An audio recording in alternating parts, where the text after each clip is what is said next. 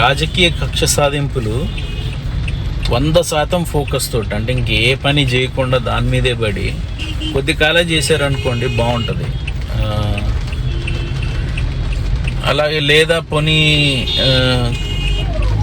కొద్ది శాతం ఫోకస్ వాటి మీద పెట్టి మిగతా అంతా పాలన మీద పెట్టి అలా ఎక్కువ కాలం చేసినా బాగానే ఉంటుంది. కానీ ఇప్పుడు చూస్తున్న పరిస్థితులు బట్టి చూస్తే కేవలం కక్ష సాధింపు చర్యలు పూర్తి 5 ఏళ్ల పాటు చేసేటట్టు కనిపిస్తుంది. కాబట్టి నా రిక్వెస్ట్ పాలక పక్షానికి, కూటమికి, మీరు ఐదర్ కొద్ది కాలం ఫుల్ ఫోకస్ పెట్టి 15 రోజుల్లో చేయాల్సిన రాజకాలన్నీ చేసేసి ప్రజాపాలన మీద దృష్టి అన్నా పెట్టండి.